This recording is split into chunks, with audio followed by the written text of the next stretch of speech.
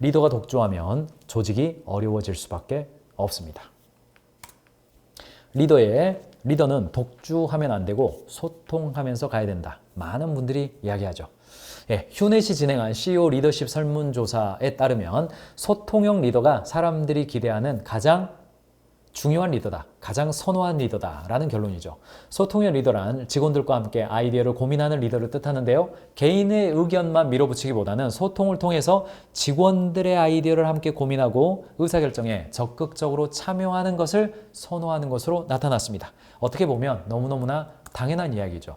그런데 직장인을 1168명을 대상으로 진행한 리더십 트렌드 설문조사를 보면요. 직장인들이 현실에서 자주 접하는 리더 유형은 지시와 통제로 관리하는 유형이라고 합니다. 자주 보이는 유형은요, 맨 아래에 있습니다. 전투사령관이에요. 그런데 직장인이 선호한 리더는 여기 위에 있습니다. 미래 항해사, 비저널이죠. 비전을 제시하고 전략을 제시하고 로드맵을 짜주는 사람입니다. 그 다음에 의견 조율해주는 사람입니다. 갈등 조절해주는 사람. 그 다음이 친근한 이웃이에요. 그 다음이 등산 가이드와 같은 안내해주는 사람이었어요. 전투사령관은 23%밖에 안 나옵니다. 카리스마. 근데 실제로는 누가 제일 많다? 압도적으로.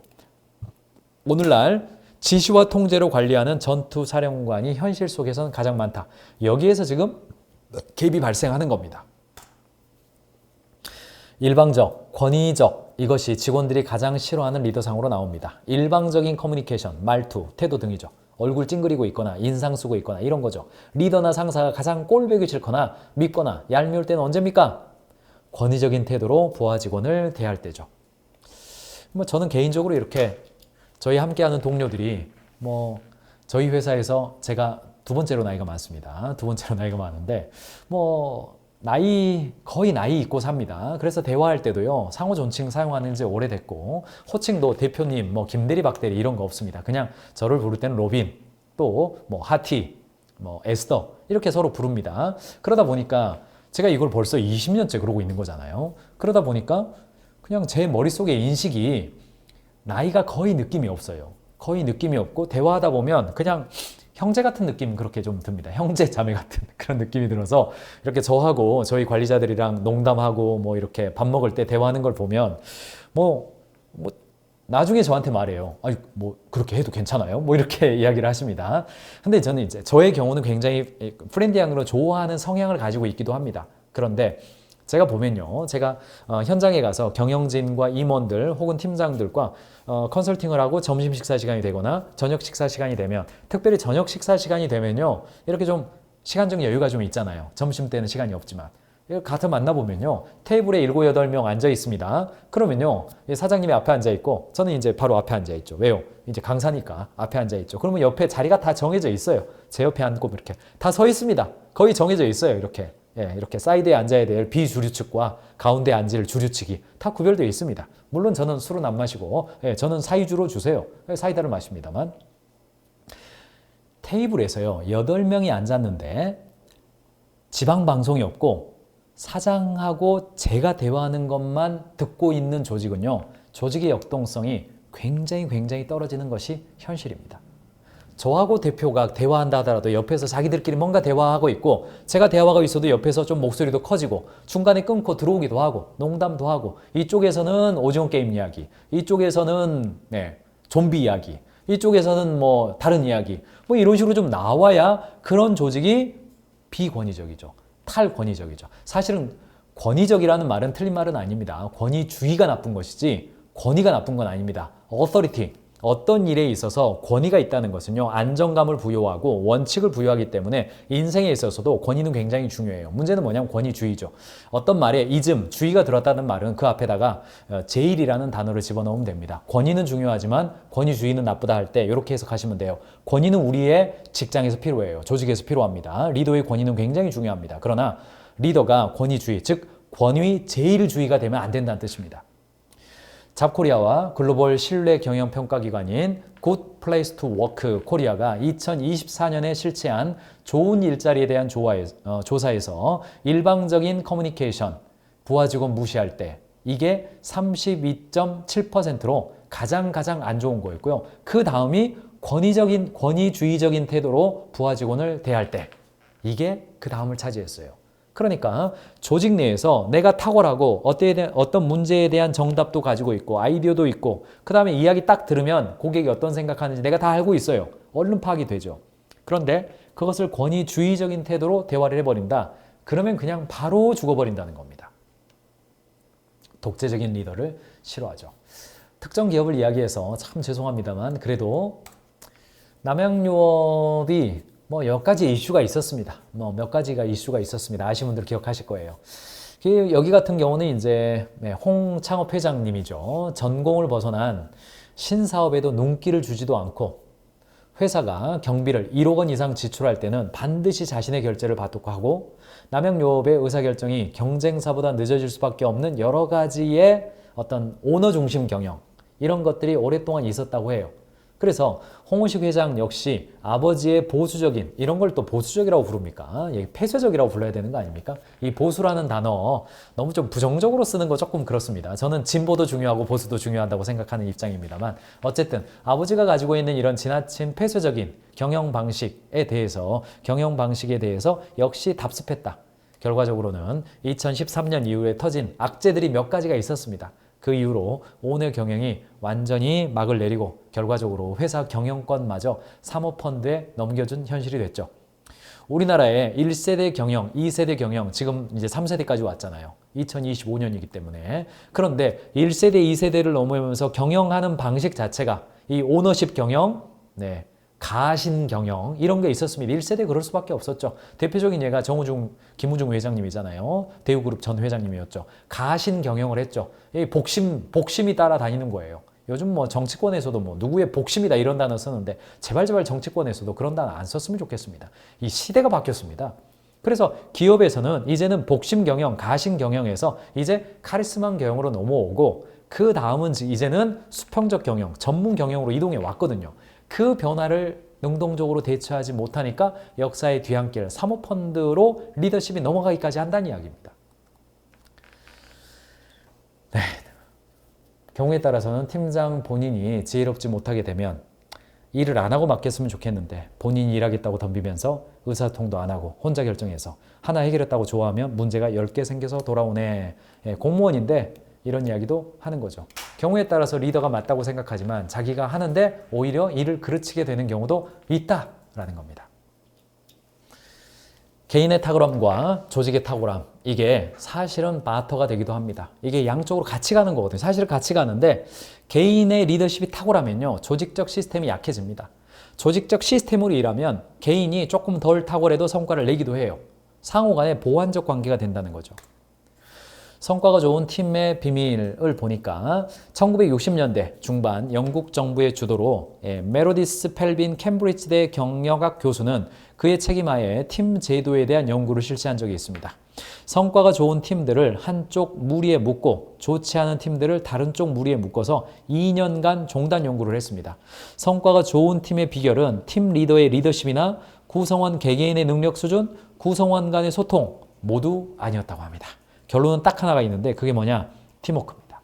팀워크가 좋고 나쁨에 따라서 팀 성과의 차이가 난다는 것을 발견한 그런 케이스이죠. 그러니까 개인들이 탁월한 사람들이 모여있는 게 중요한 게 아니라 팀워크가 좋은 거예요. 팀워크의 3대 요소 기억나십니까? 하나의 목표를 향해 한 명의 리더를 따라 각자 다른 역할을 수행하는 것입니다. 하나의 목표, 한 명의 리더, 각자 다른 역할. 이게 팀워크의 3대 요소거든요. 그게 굉장히 중요한 거죠. 역사적으로 본다 하더라도 어때요? 칭기즈칸에게는 많은 영웅 호걸이 함께하고 있다. 준마와 같은 73명의 부하가 충성을 다하고 있다. 칭기즈칸이 아주 짧은 시간에 스피드 경영을 하면서 전 세계 땅에 당시에 유효한 전 세계 땅의 3분의 2를 차지했다고 평가받는 사람이죠. 그래서 칭기즈칸이 위대한 개인입니까? 아니면 집단 지성입니까? 개인의 영향력도 있지만 수많은 사람들의 협력 속에서 성과를 달성할 수 있음을 무시해서는 안 되죠. 칭기즈칸은 말 타고 가면서 중원을 정복했어요. 그럼 거기 한 명 남겨놓고 또 달려갔어요. 그래서 서역을 정복했어요. 또 남겨놓고 자 러시아 진국을 했습니다. 러시아를 다 정복하지 못했지만 러시아 남부를 또 점령했어요. 또 한 명 남겨놔요. 동유럽으로 갑니다. 또 한 명 남겨놔요. 이런 식으로 하면서 집단 지성이 상호간에 소통하면서 그렇게 빠른 시간에 대제국을 만들 수가 있었죠. 자기 충족적 예언과 낙인 효과라는 게 있습니다. 여러분 어때요? 예. 낙인 효과, 즉 스티그마 효과도 같은 효과고요. 자기 충족적 예언도 같은 효과입니다. 한 개인이 탁월하다라는 낙인이 찍힐 때 다른 사람들이 그에게 기대를 걸고 그 기대가 결국 현실이 되는 자기 충족적 예언이에요. 또 주변 사람들이 나는 저 사람만큼 뛰어나지 못하다라는 열등감을 넣어주면 스스로 잠재력을 발휘하지 못하게 하는 내면화된 낙인 효과를 가져올 수도 있습니다. 즉, 리더의 탁월함이 지나치게 강조되면 팀원들의 주도성이 해체될 수가 있다는 겁니다. 실제로 낙인 효과도 자기 충족적이고요. 자기 충족적 예언도 자기 충족적이에요. 그런데 문제는 뭐냐? 리더가 탁월하다라고 해버리면 우리 팀장님이 해주겠지. 우리 본부장님이 해주겠지. 이런 관점으로 나오죠. 아이고, 팀장님이 워낙 잘하시니까요. 내가 나서봤자. 이렇게 되는 겁니다. 그래서 팀원들은 계속해서 열등감, 내지는 팀장님이 해주시겠지. 팀장은 지난번에도 내가 해결했어. 이번에도 내가 해결할 거야. 자꾸 이게 강화되어 버린 효과가 있다는 겁니다. 이것을 자기 충족 예언이라고 해도 좋고 낙인 효과로 해도 좋습니다. 리더십과 조직의 성장 관계이죠. 홍명보 감독이 지금 국가대표 감독이 됐고요. 여러 구설수에 올랐습니다. 그런데 대한민국 여러 감독이 있잖아요. 근데 어떻게 한번 월드컵에 나갔다가 16강 진출에도 실패한 감독을 또 세우냐 이런 이야기 나온다 하더라도 그래도 결국은 이 사람 세울 수밖에 없다라고 의사결정한 이유는 뭐냐? 울산현대에서 굉장히 좋은 리더십을 보였습니다. 선수들과 신뢰를 바탕으로 소통하고 자기주도적으로 결정하게 하고 호랑이 감독? 글쎄요. 화내는 장면들이 미디어에서 나오고 그랬습니다만 그래도 다른 감독 대비해서는 굉장히 부드러운 리더십을 만들어냈다고 해요. 클리스만 감독하고도 좋은 어떤 친분이 있었고요. 결과적으로는 울산현대 감독이던 시절 2022년 K리그 우승을 거두기도 하고 트로피를 둘러올리고 즐거움을 하는 거죠. 축구는 매 순간 스스로 판단하고 결정해야 되기 때문에 감독이 선수 한 사람 한 사람의 주도성, 한 사람 한 사람의 창의성을 죽여버리면 안 된다라는 철학을 가지고 있기도 했죠. 가인제도 문화가 있습니다. 바로 TL이라는 문화입니다. TL이라는 단어 저희 종종 씁니다. 그래서 저희 동료 중에 한 명이 사랑합니다. 저도 답장 좀 해주시면 감사하겠습니다. 했더니 제가 알아서 하시오. TL이라고 했어요. 사실은 알아서 하시오는 안 써도 되는 말입니다. TL이 무슨 말이냐? Take responsibility. Lead yourself입니다. Lead yourself예요. Take responsibility. 책임을 taking-하고 당신 스스로 이끄세요. 라는 단어이죠. 그랬더니 알아서 하겠습니다. 습도하네요. 알아서 하겠습니다. 우리 이건 뭡니까? 이건 눈을 징그러 감는 그겁니까? 그게 뭐냐? 가인지 컨설팅 그룹 안에도 앞으로 제가 TL이라는 단어를 제가 많이 쓸 겁니다. 서로에게도 책임 중심의 소통이 될 수 있도록 서로 어른으로 대해주길 기대합시다. 라고 제가 로빈 컨버스 사내망입니다. 사내 업무 툴에다가 올렸죠. 그리고 직원 상호 간에도 TL 합시다. 그거는 제가 TL입니다. 그거는 우리 하티가 TL입니다. 해피가 TL입니다. 이렇게 서로 이야기하게 되는 거죠. 왜요? 업무를 하는 것도 마치 축구하는 것처럼 순간순간 매 순간마다 자기 자신이 판단하고 결정해야 되는 거예요. 슛을 때릴지 패스를 할지 어떨 때는 패스를 했는데 놓쳐버렸어. 야, 그때는 네가 슛을 쐈어야지. 그래서 패스를 했더니 아니죠, 반대죠. 그래서 슛을 때렸더니 욕심쟁이구만. 그때는 옆에 누가 있었는데. 그런데 그거 우리가 밖에서 보고 리플레이를 보고 하이라이트 보고 그 전체도 보고 앞에 보고 뒤에 보고 다 하니까 그래서 우리도 한마디씩 던지는 거죠. 이거는 관람객의 자격입니다. 관중석에 있는 사람의 특권이에요. 그런데 당장 그걸 뛰고 있는 사람 입장에서는 그 판단이 어떻게 됩니까? 굉장히 어려운 겁니다. 그래서 주도성을 높여준 거예요. 저도 저희 동료들과 함께 일을 하면서 모든 멤버들이 내가 책임을 맡은 일에 대해서는 스스로 내가 그 일에 책임을 감수했다. 그러면 lead yourself예요. 네 스스로 당신을 이끌어라. 라고 TL 하세요. 이렇게 이야기하죠. 공부하신 분들은 이게 DRI하고 연관되어 있다는 걸 아실 겁니다. Directly Responsible Individual. 직접적 책임지는 사람은 개인 단위까지 가야 된다. 라고 하는 애플의 정신이자 국내에서는 토스가 DRI를 굉장히 많이 강조하고 있죠. 저는 DRI라는 단어보다는 이제 TL, Take Responsibility, Lead Yourself 라는 단어를 조금 더 선호하면서 저희 동료들과 하고 있다는 사실이죠. 상사의 리더십에 만족하고 불만족한다는 것이 조직 성과에 영향이 있을까요?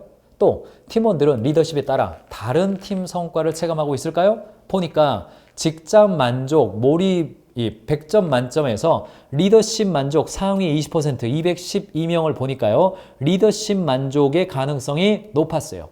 평균 54.6점이에요. 자, 팀 성과 인식도 리더십 만족한 사람이 그렇지 않은 사람보다 훨씬 더 높았습니다. 그러니까 리더십 만족한 사람이 직장 만족도 좋고 리더십 만족한 사람이 팀 성과도 높게 인식한다는 겁니다. 이직 의향도 보니까 리더십 만족한 사람, 리더십을 만족한 사람이 그렇지 않은 사람보다 이직 의향도 낮습니다. 이게 너무나 당연해서 다시 한번 강조할 필요가 없을 정도예요. 결과적으로는 코칭 리더십이죠. 이상적인 리더십 모델인 코칭 리더십 굉장히 중요하죠. 지시와 명령에 의존하는 전통적인 수직적인 리더십 대신 코칭 리더십이 굉장히 중요한 시행이 됐습니다. 방향을 제시하고 역량을 개발해주고 수행하고 어카운터빌리티 그 책임을 수행하게 하고 마지막으로 관계를 맺는 그런 과정이죠.